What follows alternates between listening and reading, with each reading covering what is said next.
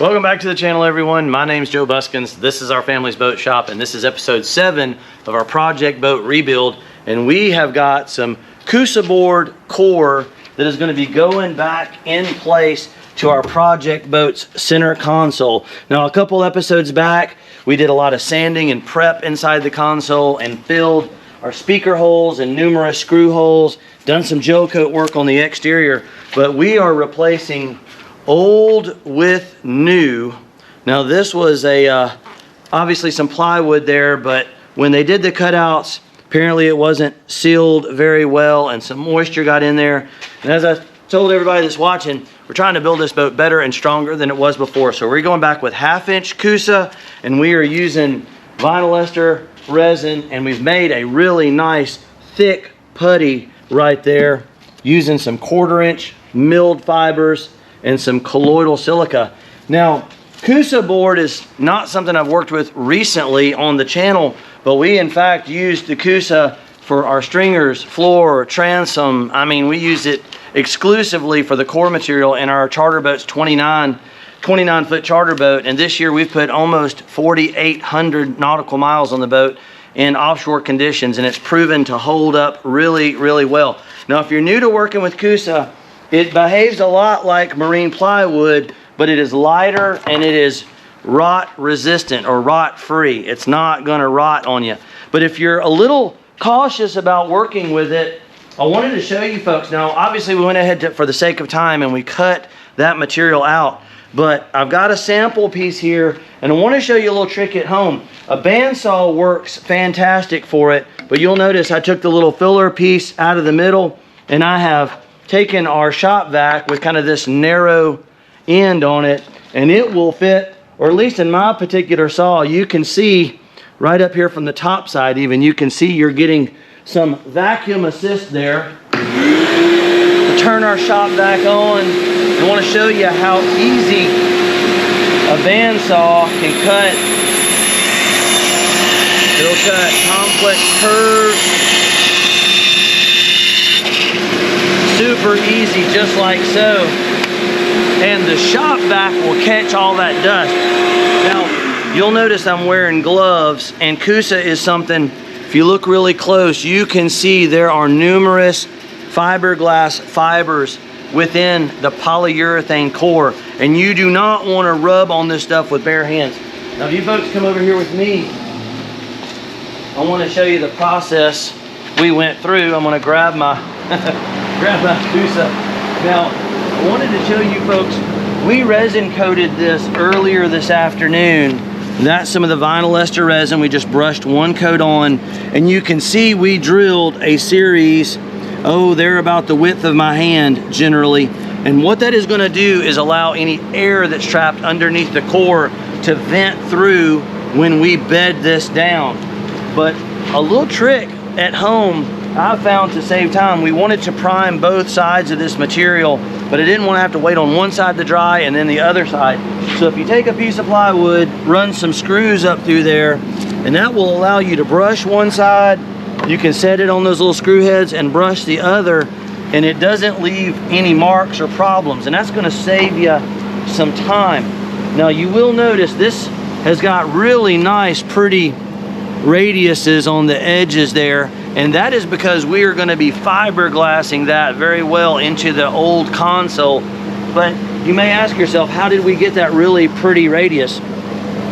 I know if you've been following the channel here for a bit, you'll see that I use this little Bosch palm router, and we've got that radius bit. I believe that is a 1/2-inch radius, and it works amazingly well. Let's see if I can move this. My cameraman can get in here maybe nice and tight right there.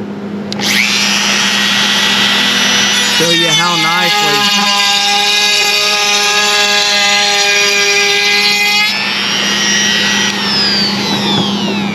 Just like that.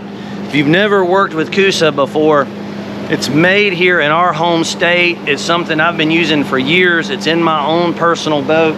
And the only downside is it is going to be more expensive than marine ply, but very strong and designed to be a marine ply replacement. So again, for the sake of time, we've already cut out our core And all I did was, when we were taking the boat apart, which this is good for even you folks at home, if you're taking stringers or floors out or any kind of core material, if you can save the old piece, we basically just took measurements off of it and duplicated those measurements. And we're gonna be going right back here inside the console. Now, again, a couple episodes back, we did a lot of sanding in here and really surfaced this material. Now, there are some little low spots and pits in there, but we're gonna be filling those with the vinyl ester putty, and then this will be bonded in and then fiberglassed. But before we bond this in, we need to mix up some putty. Now, like I said, again, to save time, we went ahead and mixed up the material we're gonna be using. And for this particular material, we use the vinyl ester from Fiberglass Warehouse. This has kind of become my favorite. And folks, if you're gonna order any of these materials from Fiberglass Warehouse especially, be sure to mention Fish Bump TV and ask for the discount code. You can save some money by using that. And again, we use some 1/4-inch milled fibers. This is from Fiberlay, is the company we source that from. And we used a little bit of the 406, the colloidal silica. Now, if you've got a bigger project in your shop, like we build boats and repair boats, and we may use large volumes of material, you can actually get the colloidal silica. It's marketed as a brand like Aerosil, for example, and it comes, you can see it comes in a large a large quantity, and we can make gallons and gallons of that stuff if we need to. But if you're just doing a smaller project at home, I found that the 406 West Systems, even though that is an epoxy brand, works just fine with your vinyl esters. And what we did was about a 2-part milled fiber, 1-part colloidal silica ratio to get that consistency. Now, what I'm gonna do is use a little notch trowel from West Systems. You've got a 1/16, 1/8, and I believe that's around a 3/16 to close to a 1/4 of an inch. And that'll allow you to put a very even and uniform amount of material. I don't recommend just taking a flat blade and kind of gooping it on there, because you can have a lot of irregularities. Notch trowel is gonna put it on really nice and even for you. And I'm gonna break this down. A lot of times I kind of guesstimate how much material we need, and I don't want to waste any of this material, so I want to say that's about 1/3 of a quart or so here US. Maybe someone at home or overseas. I know we got a lot of viewers from Australia, the UK. The metric is in the rest of the world, but we were just taught on the standard imperial system here, so y'all bear with me, and maybe somebody can translate some of our measurements there. But we're using, that is a 1 quart, and we got slightly less than half of that. Now, generally speaking, 15 or 20 cc's would be pretty hot for like a full quart. I want this to kick pretty fast, so I'm going to use our little meter. This is MEKP, or the Norox. That's the methyl ethyl ketone peroxide. That is going to be your catalyst or your activator, and you can see it's got little graduated marks there. I'm going to go with about 10 cc's for this particular, maybe a little shy of that, probably more like 7 cc's. And we're going to work fast. And you'll see this stuff is going to change colors. Now, if you were working in a bigger volume, you would not want to use that much. You would not want to use that much, but this is a small panel, and I'm going to be able to work fast. So you folks come over here with me. I'm going to set that core off to the side. I hope my cameraman, I know we're working in a fairly tight space there, but I'm not going to spend a lot of time mixing, because when you have a mass like this, it generates heat within itself, and we don't want that heat to build. Basically, we want to get it out of the cup as quick as we can. Now, I've got a lot of experience working with this material, folks, and I can work pretty fast and pretty efficiently, but even then, I've got to have my A game on. We've got everything ready. Now, we did not fill the holes or the compartments where the motor controls and whatnot went, and that was on purpose. We are probably going to reuse those, but I don't know for sure. So for right now, we are just going to leave them. And you'll notice I put some blue tape in there on the back side to keep this material from just running right through. A pretty generous amount, folks. We don't want to skimp on this. I'm letting some of that putty run down in some of those screw holes. You can see we already cleaned those, beveled them, chamfered them. And what I'm trying to do right now is just get some material everywhere and kind of get a uniform spread. And it doesn't have to look super pretty at this point. We're just trying to get it on the surface, fairly even, spread out. I'm going to recapture some of that and bring that back up here. That's pretty good, actually. Now, that's a little on the generous side. I could, even if you put too much out or on initially, you can take your spreader, capture some of that, and you can butter both sides of your panel if you'd like to have a little material on both sides. I'll try to give you folks at home options. I know sometimes folks are very firm in how they like to do things and hard for them to learn new ways, or maybe they're used to what they're doing. And I always tell folks, if you got a method that works for you or has worked for you and you feel very confident in it, by all means, especially if it's something, if you're a professional and you've been doing this for a while, by all means, use what method makes you feel comfortable. All right, so that looks a little better there. I've thinned some of that out. Try to get it nice and uniform all the way across the surface. We've got some bricks already staged and ready to go. See, right here off to the side. I actually have a little arrow on here. I don't know if y'all can see that on the camera, but I can see it. And that helps me with the orientation of this panel so that I know exactly where it needs to go. And I'm not guessing or wondering about the placement of things. You can see these little vent holes right here. You're gonna have some material coming up through there. That's what we want. You can see right there, you got material coming up. Those little vent holes will allow material, air to get out from underneath that panel.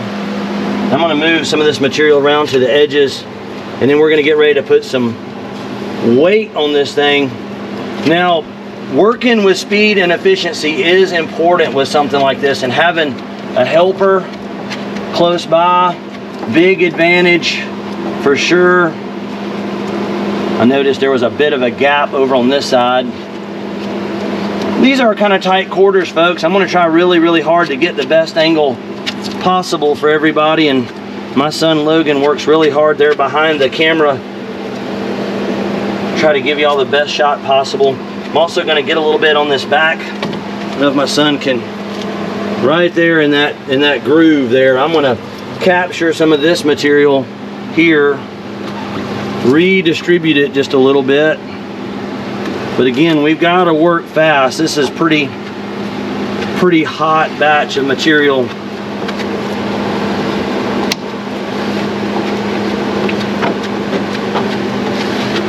We're working late into the evening, folks.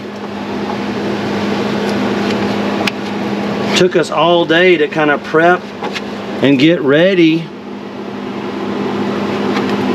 We'll move some of that material around. It's okay to move it. It doesn't have to be exactly perfect.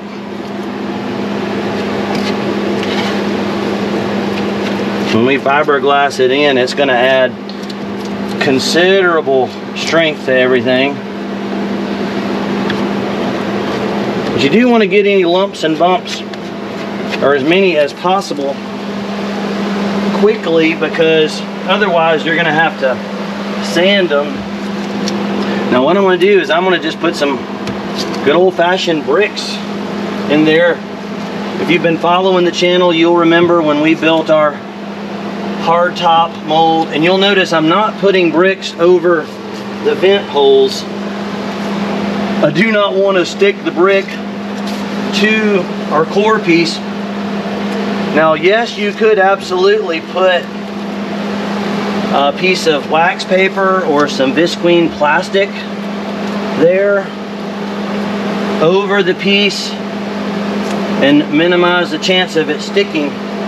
But I find this is faster. You just have to be a little more careful in the process. All right, now I want to make a real quick measurement. Accuracy is a good thing. Kind of want to be sure we got about 3 3/8 or so. Got about 3. It could come to the, and see, I can still shift that just a little bit with no problem. Now this is where having some good gloves on, you can see there's a little bit of an edge right there.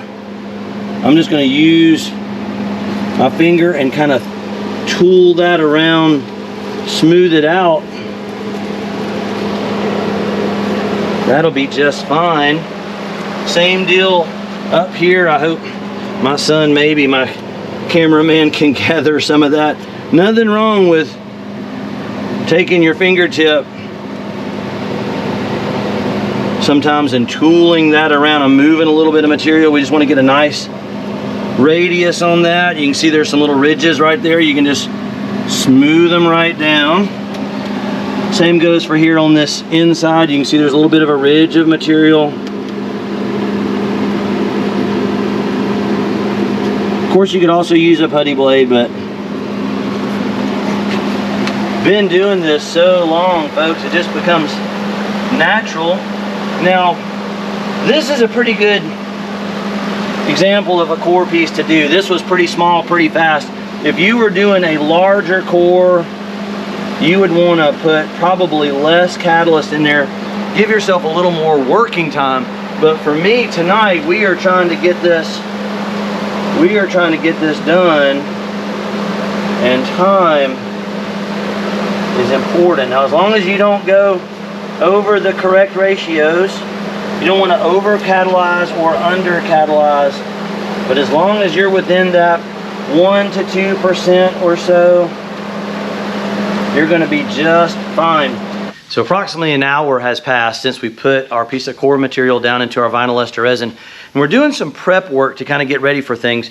And prep is so important when you're doing this kind of work. Now we've got a pan with a liner and a brush already down there. I like to use these smaller rollers. Basically, you take a large roller and we cut that in half with our bandsaw. And these are inexpensive. These are not pricey rollers at all. We buy them at Lowe's. They're about $10 for like a 6-pack. But sometimes you get some little hairs or fibers. And I want to show you folks what we do at home. We'll take some compressed air if you have it. We'll spin them one way. Spin them the other way, and then what I'll do is take some blue tape and you just wrap them in like a spiral. You do a spiral wrap, and I don't know, I hope you guys and gals at home can see, it'll pull any remaining fibers off of there, and you get a really very decent quality roller for a very inexpensive price. Now, I did want to discuss some options before we start fiberglass. Now, we are using the vinyl ester from Fiberglass Warehouse. This has become my go-to favorite resin for sure, but I want to show options as well. Now, this is an ISO tooling. That's a polyester resin, and that is actually the same kind of resin that we built our 29 footer out of in its entirety. And when I was growing up, we used a ton of polyester resin for fiberglass and items such as this. Now this has got some stress on it, but it's not super high stress. And you could possibly use an iso polyester for an application like this. And if you didn't feel comfortable making your own putty, there are structural putties out there. Now this again is a polyester putty. It comes from Fiberglass Warehouse as well. And you could use that as a bedding compound or a bedding material in lieu of making your own putties and fillers. And that's something we try really hard to do here on the channel, is give you kind of like a good, better, best, or give you folks at home some options.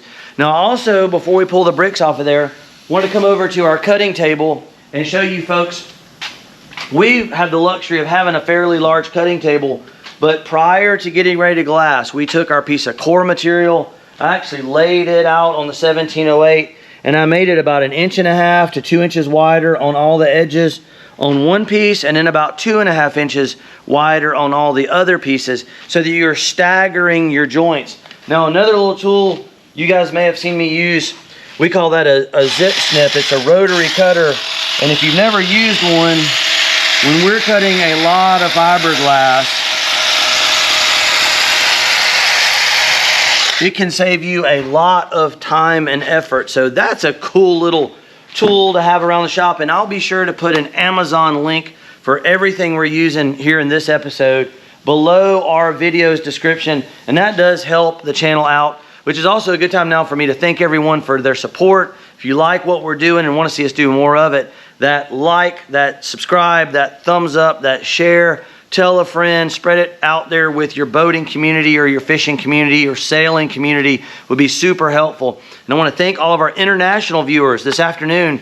Germany, the UK, South Africa, Spain. So we're going global, y'all. It's amazing. A little guy from a small town in the deep south, and we're reaching out there all over the world with the stuff we're doing here in our family's boat shop. So thank you very much. So let's go over here and check out what we've got. Now our bricks look like they have done their job, and we're gonna just go ahead and remove those. Now again, I move them or place them so that if any of the putty squeezed up through the holes, it wouldn't glue them on there. Sometimes if we're in doubt during the process of curing, I will rock these bricks a little bit just to potentially break any bond they have before they fully cure. And yeah, that looks good. I hope we can get some uptight close-ups there. Now this is not a super duper cosmetic. This is more of a structural, but that's feeling pretty good. There is a little bit of sand and dirt. Now working clean, working neat, and prepping your work. Shop vac, wonderful thing. We've got the little Oneida dust collector as well. That is a real plus. Let's see if we can just pick up.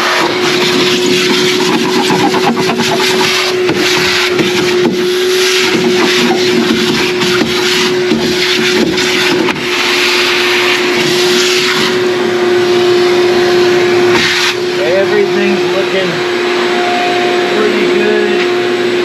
I see one little burr. Maybe my cameraman can zoom in right there.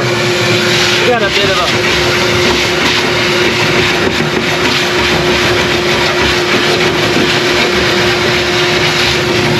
felt another one over.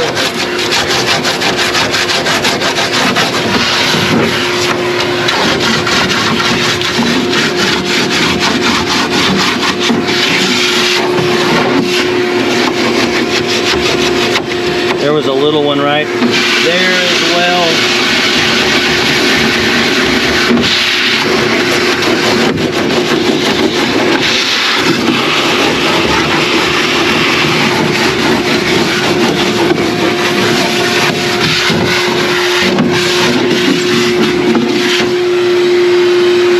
All right, very important to knock down any high spots. If you've got a burr or a lump of material, it's going to keep your fiberglass from laying down nice and flush. Also very important to remember, that splinters are a possibility when you're working with this kind of stuff. So you always want to be careful rubbing your hand or moving your hand across these edges. Now you folks will notice I've already got our biaxial glass staged and ready in the order that we're going to apply them. So the last layer is at the bottom, the first layer is at the top. That way when we start working, we have a very natural progression of things, and I don't have to think or wonder, where's my material, which layer do we got to put on next. So, all right, let's see, I'm gonna get rid of that leaky leaky air hose. That's one of the worst. So again, we are going with the vinyl ester, folks. I always like to do a bit of a mix before we start. And we're going with about a half a quart or so, around 16, 17 ounces, maybe to start with. I think we'll do a couple smaller batches. Important to remember at home, if you're doing this, again, new to it, don't mix giant batches up. It's gonna catch up with you. And even here in the shop, you'll notice a lot of times we work at about 1 quart per batch at the most. And I'm not trying to go crazy fast on this one. We've got time tonight for this to cure, so I'm going about 5 cc's in that 16 ounces. That's going to be closer to that lower, that 1% or maybe just a touch more. And you'll notice again, you've got a pretty purple color resin, but watch as we mix this in, you will see it. There it goes right there. It just changed colors. Kind of went from purple to almost a gray or a brown. That is a very good indicator to let you know that we have got activation to our resin there. Now, generally at least 30 seconds, maybe a minute or so of mix time. You can see it's radically changed colors at this point, and now we know that that is activated.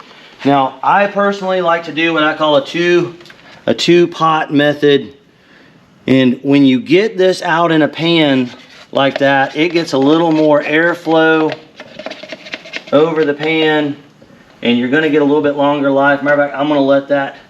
Speaking of airflow, we are in a big open shop, but having some fans, even at a distance, hopefully that doesn't affect our audio quality too much for y'all, but that does help keep some fresh air flowing. And it's after dark now, so the mosquitoes have come out. So we're doing our best. If you see me and Logan moving around a little bit, the bugs are out. All right, so here we go. We'll move our pan where we can work comfortably and easily.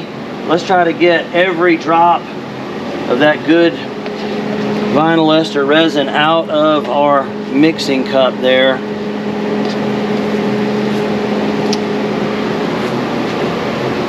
If you guys are new to doing any kind of fiberglass work, starting with a small project, working your way up, I'm actually going to just pour a little bit. Start at the top and kind of let gravity work for us. And what I was talking about, those vent holes, is as this resin runs down, we're letting some of that resin run into. And so if there are any voids or areas, for some reason, if the putty did not make contact, and my cameraman can zoom really tight in there, you can see those little vent holes right there, and I'm directing the resin toward that and encouraging it to go right down into those holes there, just like so. We'll take each one just very systematically. This is also how we do transoms, by the way, there, folks. If you're doing a transom, I know David over there at Cruising the Cut. There's a gentleman in the UK that's got a substantial and impressive channel over there, and he's in the middle of a transom replacement. So David, hopefully some of the stuff we're doing is helping you over there, and any of the viewers that are watching what we're doing here, if you want to check out David's channel there at Cruising the Cut, you might find that very interesting. Very different boating over there than what we are used to, and I wasn't even aware of it. Didn't even know that that kind of boating was a thing until I was introduced to David's channel there. You might find it very interesting. Would love to visit the UK one of these days. There we go. You can see the resins just going down. Very satisfying, y'all. There you go. That one. Oh, you can see it filling up. That's what we want. And that way we know that we've got a good bond all the way around the perimeter. We'll go again and make sure everything has got a little more resin on it. Now this, the core material itself, now this is probably one of the key things that people do that are new to composite work or fiberglass work is I think they try to maybe starve the fiberglass a little bit. They try to save a little money on their resin consumption, and that's not a good thing. You want to be sure it's fully saturated, but not necessarily over saturated. So we've got our first piece. I've already marked an arrow on there. I hope you folks can maybe see there's an arrow for the orientation and a couple other lines that we've got on it marking where it should. You see we put a line right down this corner where it is meant to hit.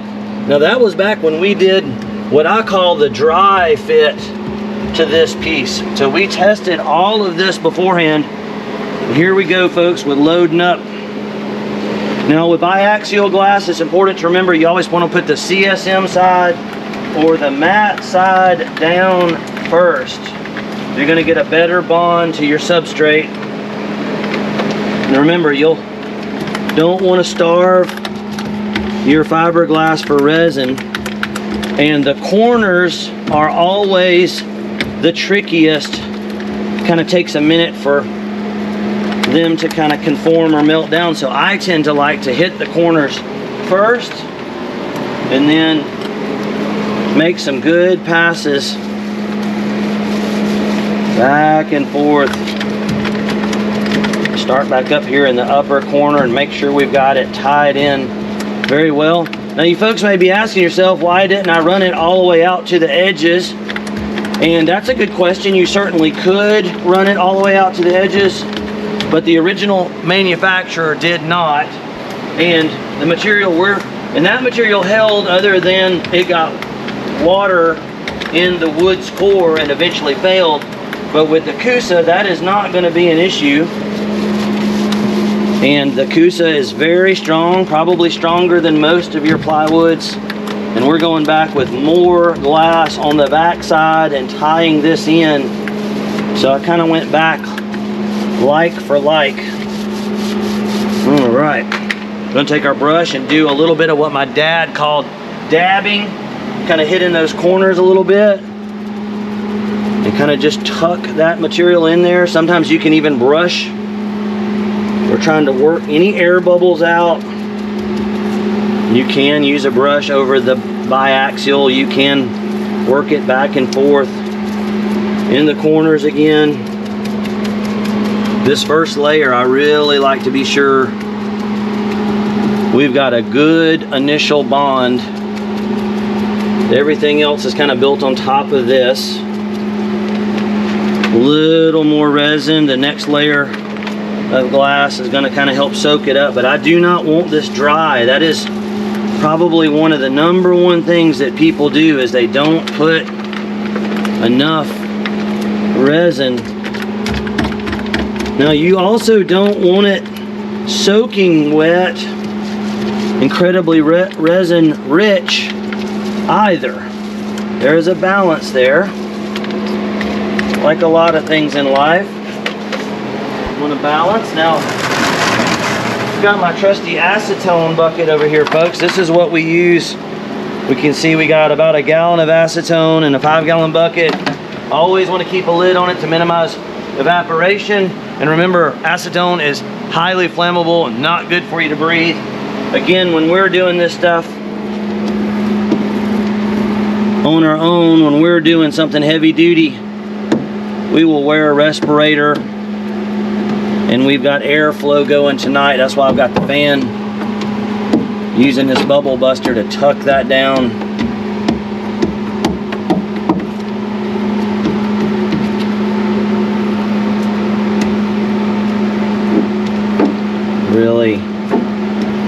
to see that first layer go almost completely transparent. You can see now we have very few white fiberglass fibers showing through. It's gone transparent. We've used this little roller. This is called a fin roller or a bubble buster. It's made out of nylon. That's a 1/2 inch diameter, and that is kind of my go-to. Now after using it, we're just going right back. I'm gonna just kind of slosh it around a little bit, and it's at the ready for us when we need it again. Now, layer 2. Here we go. This again, we've got an arrow on here showing me the orientation, where it's going to line up in the seams. This is going to be a slightly larger piece. It's going to go out a little bit further onto the edges. You can see where I marked the corners when we were fitting this. I put a little notch here so that it's going to bend around this corner and conform. And it's okay if it overlaps up here a little bit onto our instrument panel. That's really not a problem. And here we go. I'm going to go ahead and get some resin. Now before we mix another batch, we want to try to get all of our resin from batch 1 out of the pan. Again, I'm kind of hitting these corners initially.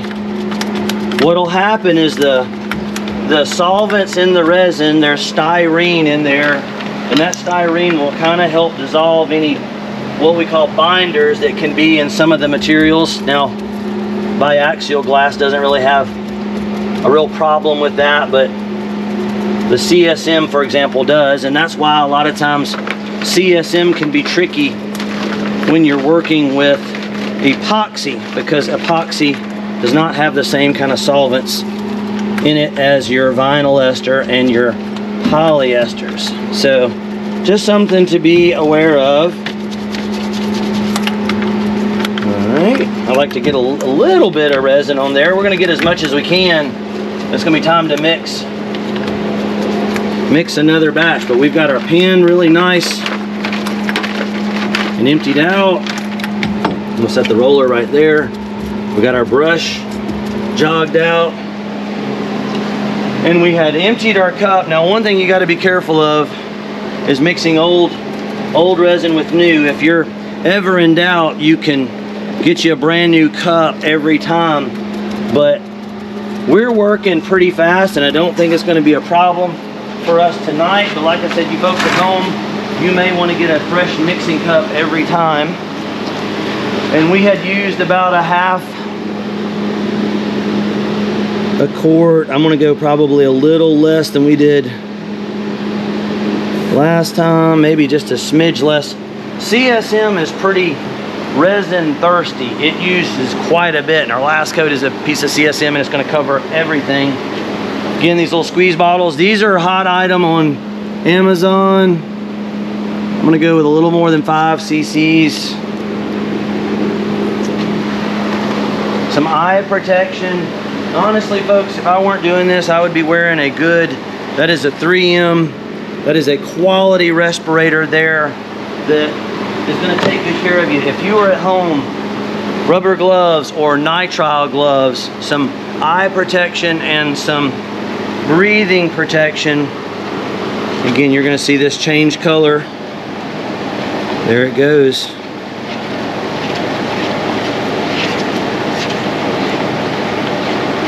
And folks, again, if you're tuning in just for the boat part of this thing, or this is just a new episode for you, we've got a whole series on this console. We've got a ton of videos documenting the build of our 29. We've got a fiberglass hardtop behind us that we built a mold for. And then we are in the process of doing some more shorts, just little snippets, little tidbits and tricks and tips in the boating world. And I would love some suggestions for content. There you go. I'm gonna let that just continue to run. A lot of times I like to take my brush and clean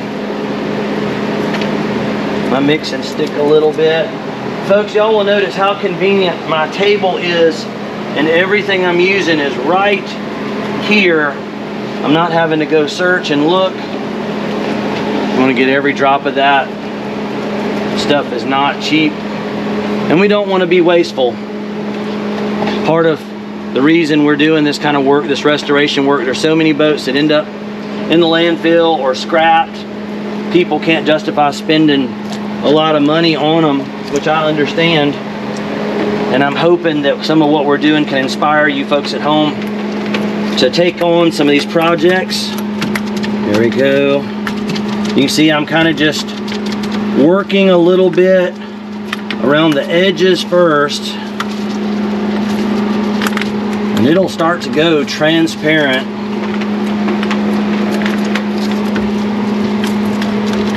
My dad used to always say, wherever it's the whitest, you can see there's some uncoated glass there. You want to just get some material, get some resin on it, and let it start soaking. It just needs a little time in many cases.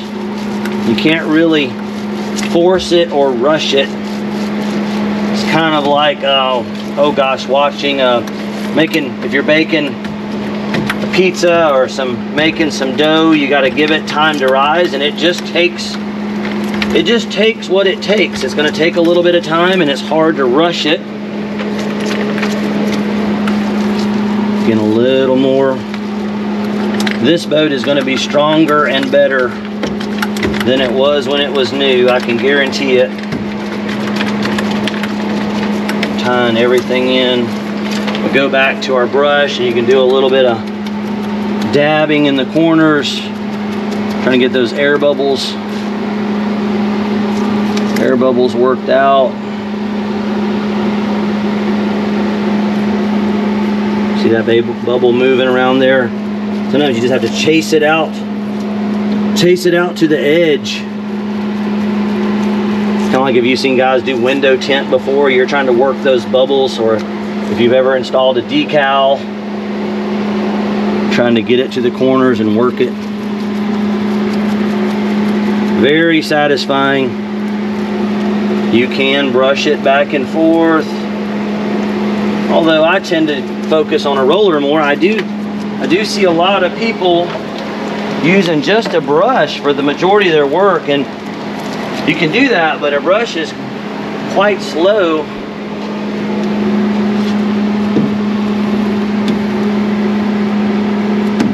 There we go. You can see we're kind of pushing a little bit of material around.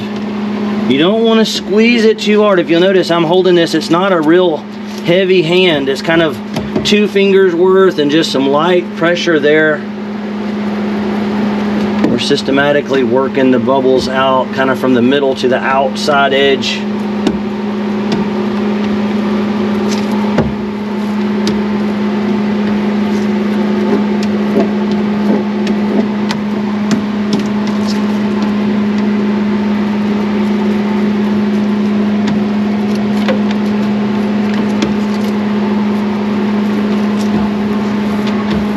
Looking good. Now we probably, strength-wise, could stop there. That would probably be enough.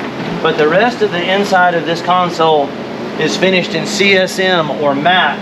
So I want this thing to look nice. And a lot of times a CSM finish is going to give you a real nice kind of a nice neutral cosmetic finish there. So again, same deal. I marked the corners. You can see I tore that little corner right there for a little bit of relief to help it conform. And you can see this piece goes more or less all the way out to the edges. Same deal, just going to kind of start in the corners there. Don't worry if you have some little wrinkles. Sometimes CSM can be a little more difficult than the biaxial, even though it's technically a lighter material, but it does have the binders in it. That's where the solvents in the vinyl ester and the polyester come in, and they'll kind of dissolve those binders. And you can see, like on these corners here, if you just get some if you just get some resin on it and then give it a few minutes to just kind of melt and then come back to it, it will conform. Folks have been asking me a little bit about how we estimate amounts, and honestly, I've been doing this my whole life and done it so much, you get pretty darn good at just kind of guesstimating. But I'm gonna try to make some videos here pretty soon and wet out some different materials and show you folks at home exactly how much a square foot or a square meter of material might consume.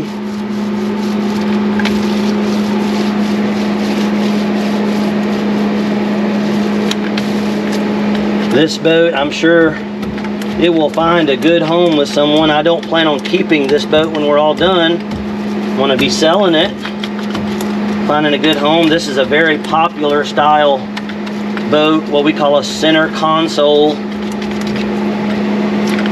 The blazers, which is what this is, are kind of patterned off of what is called a Kenner.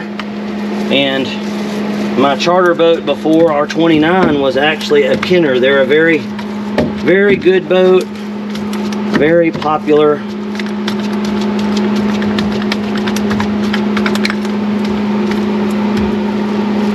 Traveled many, many miles in a Kenner.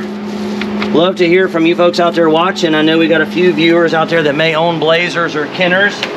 Always good to hear from our folks out there that have owned or have owned these boats, and they are very popular. That was a pretty good estimate of the material, folks. Look at there. That was kind of a guesstimate on how much those 3 layers. That was about 1 full quart for, I would say, that's probably about 18 inches by a little over 24 inches. Rectangular shape there. About a full quart, maybe a little more. A little dabbing in the corners. We're kind of looking for some of those stray fibers. Very satisfying. It may be a little bit intimidating to do this work, but I was saying, folks, this is a kind of a non-critical working on the center console versus anything below the water line or structural. If you've never done this before, I would probably recommend contacting a professional. You might want some professional help. All right, and a little bit of bubble busting here. Again, you notice every time we go back into the acetone, you can actually hear the little bubbles bursting.